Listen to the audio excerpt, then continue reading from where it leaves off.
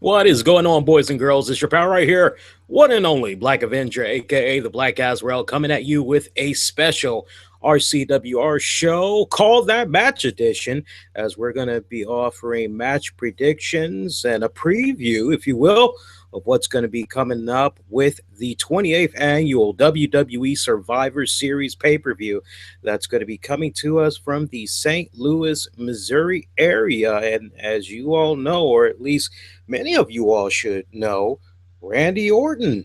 That's his home territory right there. Will he be making an appearance at that pay per view? We'll actually talk a little bit more about that in just a little bit. As always, we welcome those of you that take the time out to check out our match prediction specials. We know there's a lot of you guys that love it. We definitely would love for you to be a part of this prediction episode. So you can interact a number of ways.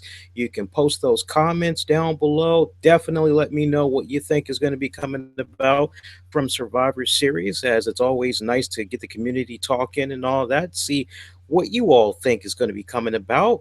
You can also hit us up on Twitter at the RCWR Show. Make sure you also hit up our Facebook page at Infinity One Productions. That's Infinity with an E. Make sure you throw in the actual number one, Infinity One Productions. To infinity and beyond, baby.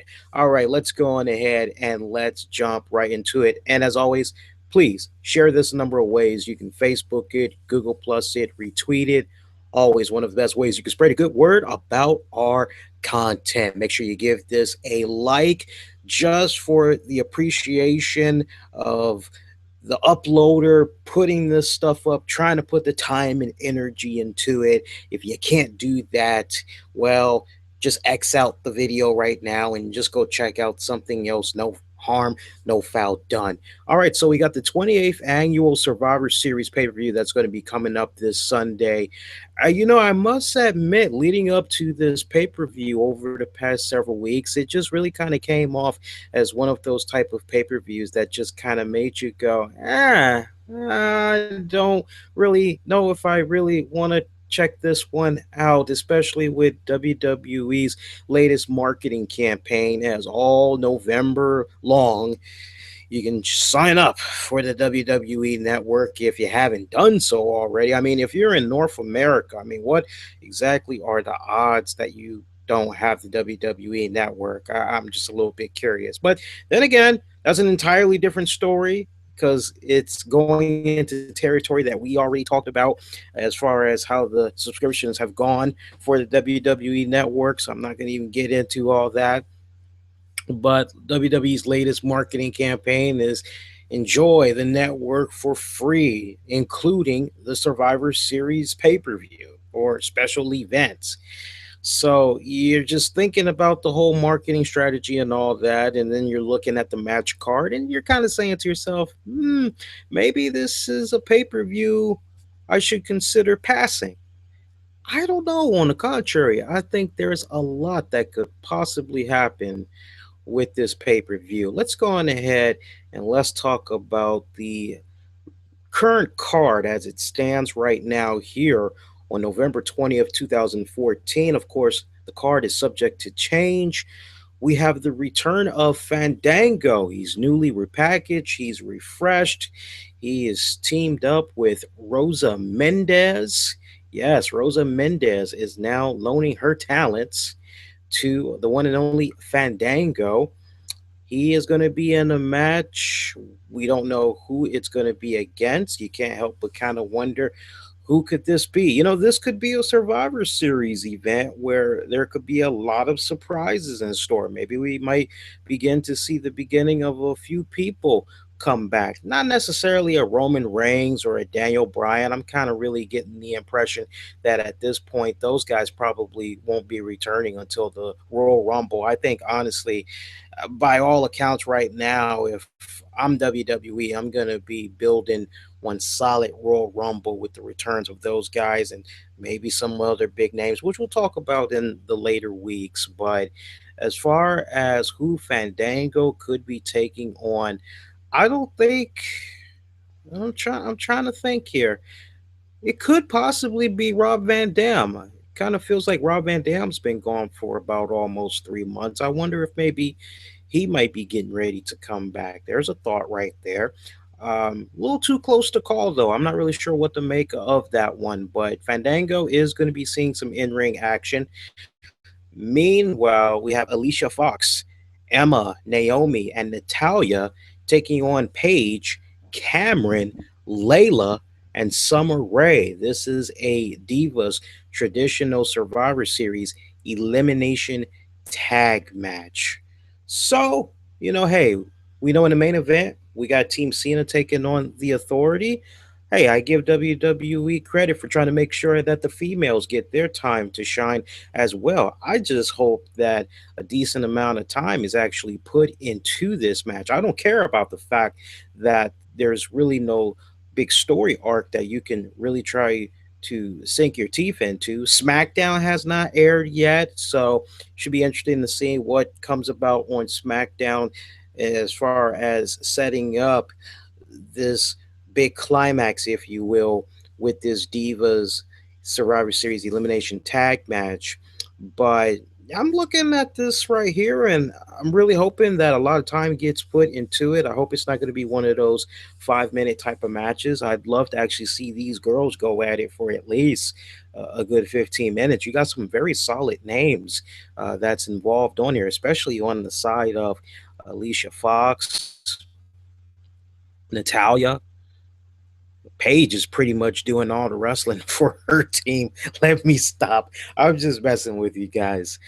I think the bigger question we need to ask ourselves when we look at this match in particular is, okay, the winners that come out of it, could they possibly have bragging rights, if you will, to try to take on the winner of the AJ Lee versus Nikki Bella match for the Divas Championship? Oh, yeah, the girls are going to be doing double duty on this pay per view card. That's the route I'm kind of looking at with regards to this Survivor Series. And I'm hoping between now and Sunday, maybe some type of a stipulation can be added that whichever winning team comes out on top will all become number one contenders that will eventually face off with each other, where ultimately one number one contender will go on to face the Divas champion. At least I'm hoping that's the route that they'll kind of go. Honestly, I think this is a tough one. We haven't really seen Naomi like that in a good minute. Seems like she's been on a little bit of a hiatus as of late, even on the Total Divas shows. Emma, hmm, that's a tough call, man. That is a real tough call. Honestly, I'm kind of liking the idea of Paige, Cameron, and Layla. I'm gonna go in that direction. I think Paige still needs to be chasing after the Divas Championship. I honestly feel that way. Cameron, I'm actually contrary to what my broadcast partner Titus Montcavelli might think about Cameron. I'm actually starting to come around her. I remember I said come around her. Sorry about that. Um, no, but seriously, in all seriousness, with regards to Cameron, I still remember when she was on Tough Enough and how Stone Cold was chewing her out and everything. And I gotta say, from that young woman I saw on Tough Enough up to now, I think she's come along progress wise. She's definitely evolving.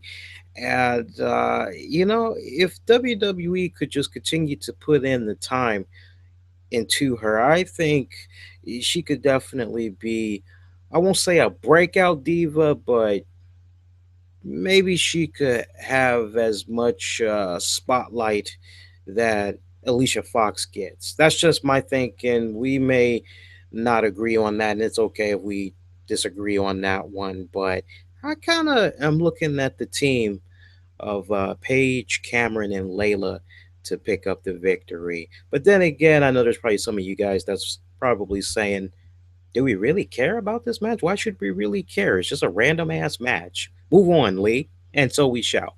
Go Dust. Stardust. They're taking on the Usos, taking on the Matadors, the Miz, and Damian Sandow. It is a fatal four-way match for the WWE Tag Team titles.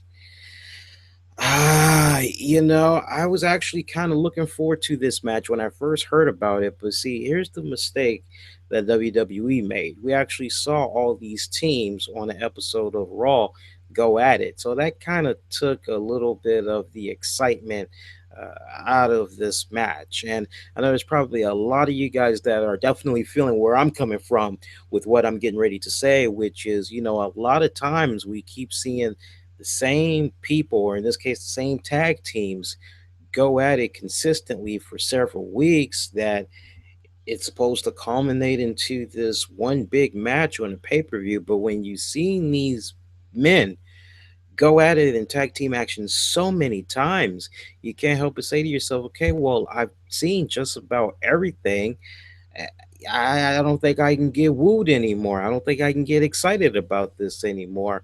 Why should I check this out? It just feels very recycled. And I can understand where some of you guys are coming from with regards to this. I think the real question we need to be asking ourselves is, are we possibly going to be seeing some new WWE Tag Team Champions get crowned at Survivor Series? Wouldn't it be something if Los Matadors became the new tag team champions? Or wow, how about Miz and Damian Sandow? I'm looking at Miz and I'm looking at Damian Sandow. Those guys have just been on a roll within the past couple of weeks. And also at the same time, I like how we're kind of beginning to see the Miz try to make sure that he continues to have the spotlight be on him and not Damian Sandow. I think just to sweeten the kitty a little bit and make things more interesting, it would be unique to see the Miz and Damian Sandow become the tag champions. Honestly, if I were booking this match, they seem to be the ones that's more entertaining right now. They seem to be the team that has a lot of people talking on social media. Now, I know me and there's definitely a decent amount of people that kind of feel like they're getting a little bit too much exposure, and as a result of that, their comedy routines, it's not as funny as it used to be. But I will give the Devils its due, as they're still entertaining than a majority of the tag teams that's on the roster right now, at least as far as what's on main WWE programming. I want to make sure we stress that, because I don't want to get some of you guys' feathers ruffled and all that. That's like, well, what about the Ascension, Lee? Or what about, no, no, no, no. Just, I'm saying, just from the whole entertainment, not wrestling, entertainment standpoint. Goldust, Stardust, they've lost their mojo a long time ago. Long time ago. Usos, same deal. Los Matadors, I appreciate WWE trying to give them a revigorated and refreshed push, but I don't really think it's helping. The crowd still isn't really coming over in their favor. So I think by default, Miz, Damian Sandow, I think that would be very entertaining right there. Miz, Sandow for your new tag team champions. Up next, we have Dean Ambrose taking on Bray Wyatt. Bray Wyatt talking to Dean Ambrose. All that cryptic stuff and all that. I was getting ready to go into a Bray Wyatt rant. I've been watching this guy for a long time. I've done a good impersonation of him before, and I was so tempted to go that route. I think I'm going to save it for the pay-per-view. You guys will love it. It's worth the wait. But Bray Wyatt taking on Dean Ambrose. It's funny because a lot of people have been crapping on the way Bray Wyatt has been utilized in WWE as of late. A lot of folks feel he's being buried and all that stuff. Look, we can all be in agreement. Bray Wyatt has been put in some situations that just make you scratch your head and go, well, why was this done? That doesn't really make any sense. They take him off TV for a little bit. They bring him back in a big way where he interferes in Dean Ambrose Hell in a Cell match against Seth Rollins. Ambrose coming so close to finally sticking it big time to Seth Rollins. And here's Bray Wyatt who interferes in that, thus setting up a new program between these two men. And I don't know what to make of this, at least as far as the reactions that's been coming from some of the people, because a lot of the people, they just kind of feel as though it sucks from the standpoint that Dean didn't get his revenge on Seth Rollins, which I think is okay because it's nice to be able to leave that door open to revisit a couple of months down the road. I feel I'm actually excited for this match between Dean Ambrose and Bray Wyatt. Now, granted, what they've been doing on the microphones with one another the past couple of weeks, not what I envisioned. I was really expecting it to go to a much more higher plane. But it hasn't gone there, and I don't know. Maybe this is a end result of both men still kind of filling each other out and all that. I think what we're getting this Sunday at Survivor Series is going to be Act One between these two men. As far as who gets the first strike, I need to see this program continue. I don't want to see no lame ass clean victory. I don't want to see a clean pin or submission. Fat chances of a submission move happening when you think about these two guys, by the way. But I'm not picturing a clean victory. I'm just not seeing that because I need to see this rivalry continue on. This is only Act One. Act Two is going to be even bigger.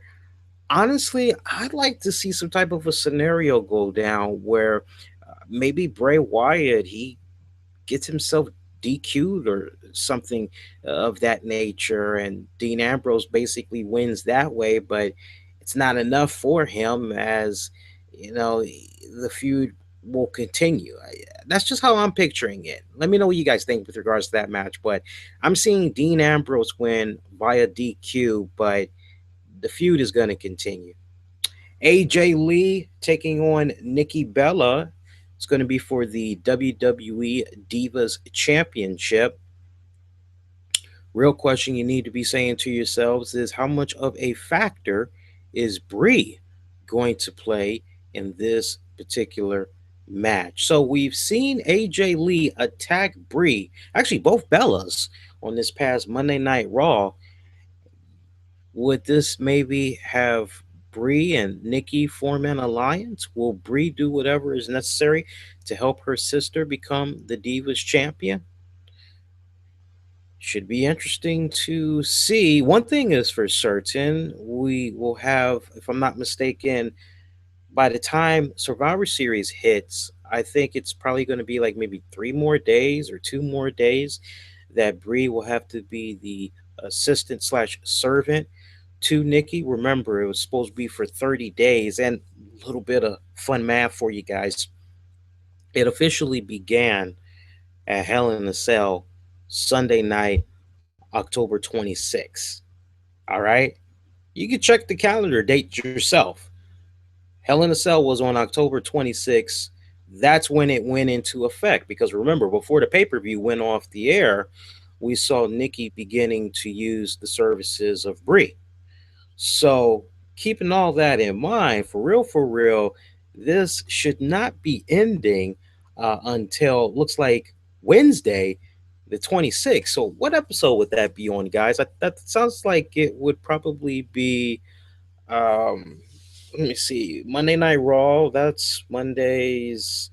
I think WWE main event. I think that's on Tuesdays. Wednesdays, WWE doesn't have anything on, I don't think. I know Thursdays is NXT. So, I don't know. That's an interesting one. Maybe that's why they're going on ahead and saying, hey, it's going to end on the 24th on Monday Night Raw. But for you guys that's actually counting and giving a damn, it ends on the 26th. But a lot of people are kind of under the impression that maybe Brie will finally join Nikki Bella, come over to her side and all that. I don't really necessarily know about that. What I will say though is that this match will definitely be very one-sided because I can see Brie doing everything she can to help out Nikki and really try to stick it to AJ for attacking her on Monday Night Raw this past week. So it's really going to be AJ taking on two divas in this match, I feel. Will we see a new Divas champion get crowned? We have rumblings that AJ Lee is possibly going to be leaving the WWE. I got to follow up on what my broadcast partner Titus Machiavelli had noted, which was WWE had just rolled out some new AJ Lee ring attire, t-shirts, other merchandise that you can check out on WWE's website. Brand new, fresh off the press. Kind of seems a little bit odd to do that and then take the belt off of AJ. I don't know, guys. If I were a betting man, I'm gonna go with AJ Lee for the retain. But but I can definitely see Nikki and AJ squaring off again. I want to thank those of you that's checking us out right now. This episode is powered and sponsored in part by Audible. Let me tell you a little bit about Audible. If you sign up for Audible right now, you can get yourself a free audio book. Chris Jericho has a new book that's out. It's called The Best in the World at What? I have no idea. If you haven't checked it out yet, you can get it for free right now. All you got to do is use our URL, which is audibletrial.com/the RCWR show. Boom. You can get yourself a free audio book that way. Now, you will need a credit card, but your credit card will not be charged. It's safe, it's secure. I know. I've used the service myself. I continue to use the service. I'm actually a paying member now, as I'm always checking out some really great stuff. They have over 150,000 titles that you can choose from. It doesn't matter if it's wrestling or, look, I'm not going to tell you about a product if I'm not using it myself and if I'm not enjoying it. If I'm not enjoying it, I'm not going to talk about it. But this is a really great service that I think you guys should check out. So if you haven't done so already, do it. I'm not making any money off of promoting this. So take advantage. Great opportunity right there. One more time, use our unique URL, audibletrial.com/the RCWR show. One more match to talk about, and afterwards, we're going to give you guys some quick programming notes, let you know how you can check out an all-new The RCWR show covering Fallout from WWE Survivor Series. Team Cena, John Cena, Dolph Ziggler, Big Show, Eric Rowan, Ryback take on Team Authorities, Seth Rollins, Kane, Mark Henry, Rusev, Luke Harper. Now, it's a traditional Survivor Series elimination tag match. If Team Authority loses, per Vince McMahon, the Authority will no longer be in power. However, a new stipulation was added. Leave it to shows like ours and other shows that just kept getting on this whole deal about, okay, well, that's great if Team Authority loses. Okay, they got a stipulation, but the hell is the stipulation for Team Cena? Because after all, Cena, he still has his number one contender spot. He still gets to face off against Brock Lesnar. Everybody else, they just are still there. What the hell? What stipulation is gonna be in place for Team Cena? Or better yet, there should be a stipulation in place for Team Cena. Well, heard it through the grapevine that on this coming Friday's SmackDown, Triple H makes the announcement that if Team Cena loses, all team members will be fired from WWE. I want to stress that again. If Team Cena loses, all team members will be fired from WWE. This does not include John Cena, as the exchange that I was able to hear about between Triple H and John Cena or whatnot. Basically, look, Cena, you've got all the money in the world. you're going to be set for life if you were fired. So it really wouldn't be a punishment to you. But your teammates, on the other hand, they all are continuing to try to do their best to make ends meet. For them to lose their jobs would be very devastating. So, this match in particular, I'm really actually very pumped up to check out for the simple fact that it can go in a big direction. Let's talk about it. I've been looking forward to talking about this all week long. So, check it out. We talked about it on the show a couple of weeks ago as far as Dolph Ziggler. He kept getting his ass jumped by Team Authority. John Cena, nor has the rest of Team Cena been there to help Ziggler. I mean, it pretty much culminated in Ziggler losing his Intercontinental Championship, and as a result of that, hey, why wouldn't Dolph Ziggler have some type of a chip on his shoulder? His Twitter handle is still Heel Ziggler. So you just think about what's going on with Ziggler. He very well could possibly turn on John Cena. You'll go to Big Show now. Think about the exchange of words that came about between Stephanie McMahon and Big Show on Monday Night Raw. Stephanie McMahon telling the Big Show, hey, look, you need to open your eyes. You need to wake up because you've been at this for so long, and yet you're continuing to repeat a vicious cycle. You need to make the right decision right here. Basically, Stephanie was trying to do all she could to get Big Show to come on over to the authority side, and to sweeten the pot, she offered to put him in the Hall of Fame next year. So random. We actually talked about that in depth on this past Monday's the RCWR show. Check that out when you guys get a chance. But you're just kind of thinking about that. You can't help but say to yourself, how much does Big Show want that WWE Hall of Fame spot? Is he willing to maybe say, you know what? I've actually earned it for everything that I've done for this business way back when I was in WCW, everything that I've done in WWE. I mean, for that Hall of Fame spot to just be out there for the taking like that, you can't help but wonder if Big Show is going to have his own ulterior motives come this Sunday. Eric Rowan. Hey, we all heard Sheamus, unfortunately, he legitimately got injured. There's no telling how long he's going to be out.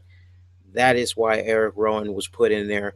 Nobody was able to predict that. Nobody. It's being said that Eric Rowan coming in was like at the very last minute. I'm very curious to see how he is going to be able to play off of Luke Harper. But then at the same time, you can't help but kind of put this question out there. Can Eric Rowan really be trusted? I mean, just look now, look at his teammates, all which he has faced at some point while he was with the Wyatt family. It's like, can he really be trusted? Or is he maybe just causing a big of a distraction for Team Cena that eventually he'll deflect over to the other side?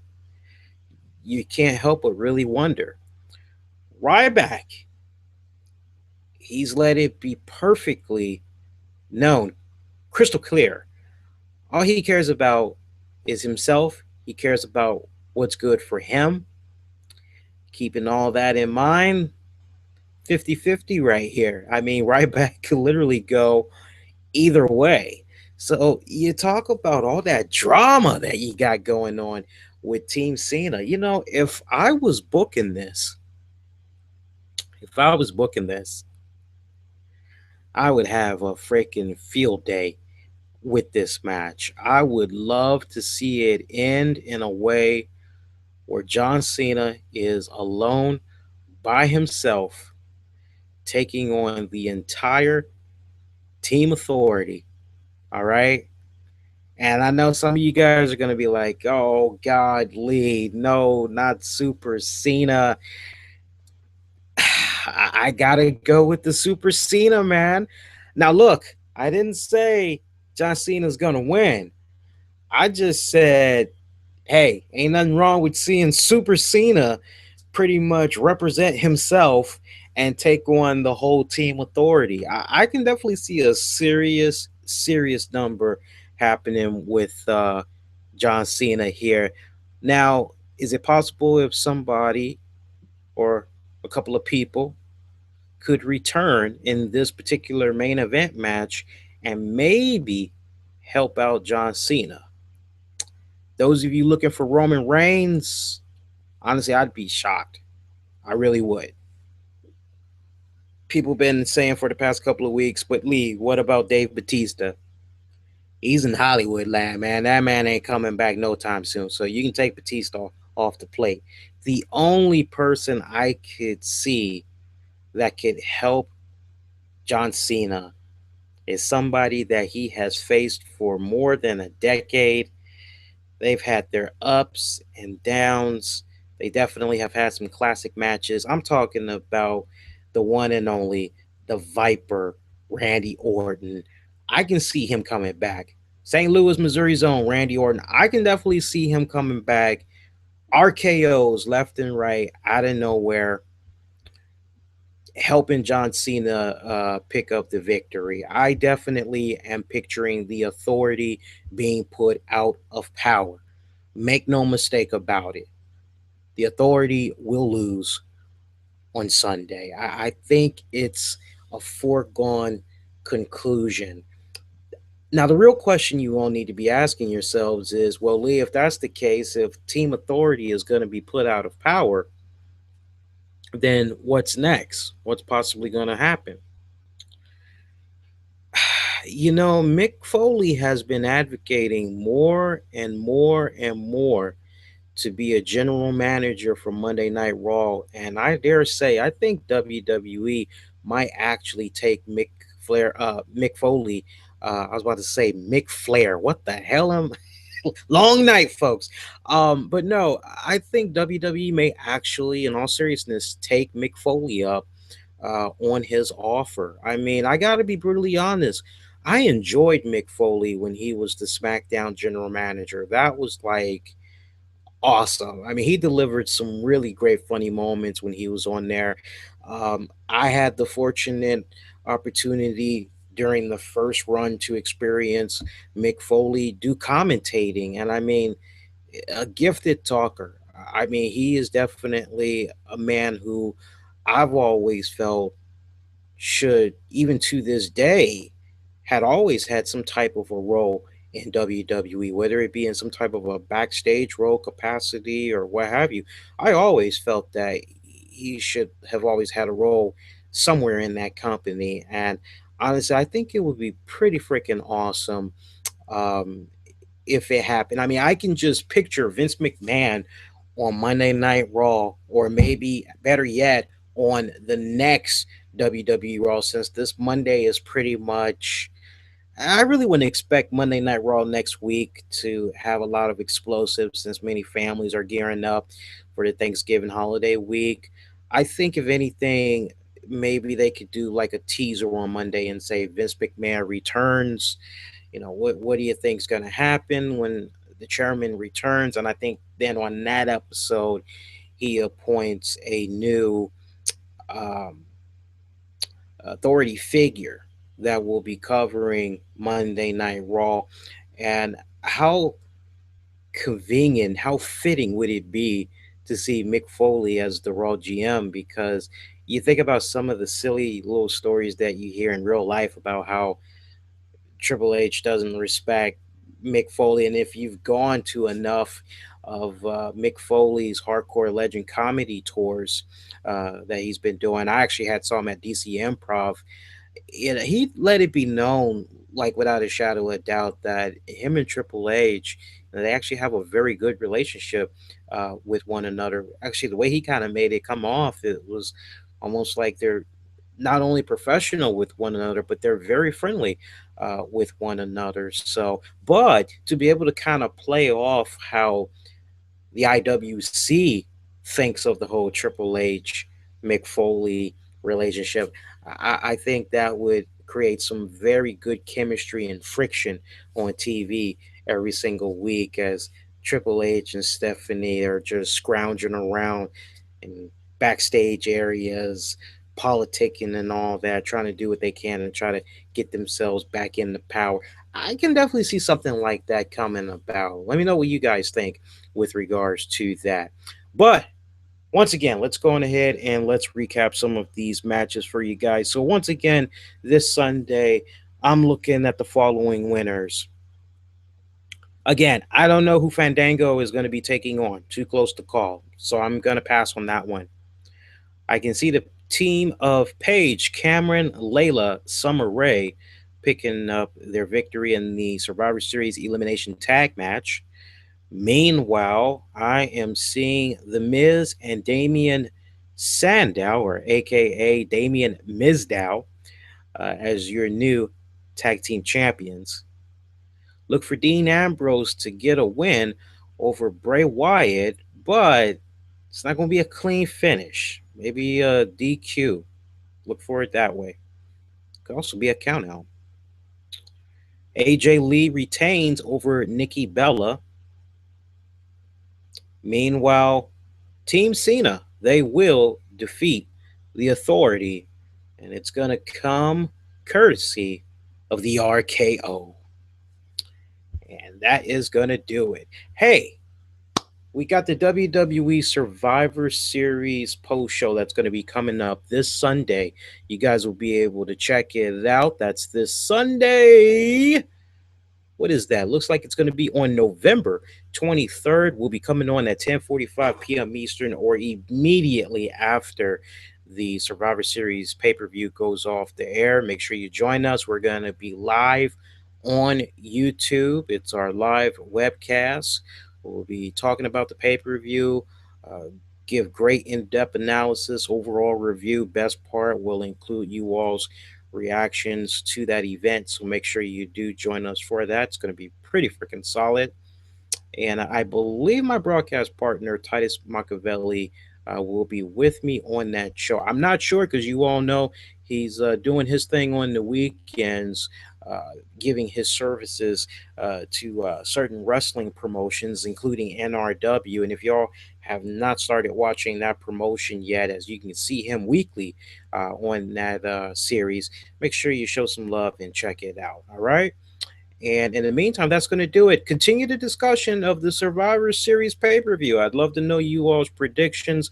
I'll definitely respond to each and every single one of you all. And if I see that there's a couple of you all that's on point, pretty much spotless, flawless with your predictions, I'll definitely give you a nod on our Survivor Series post show. And in the meantime, that is going to do it. All right. So until this Sunday for our Survivor Series post show, I want all y'all to be safe, most importantly, be kind to one another. We'll see you this Sunday. Everybody, take care.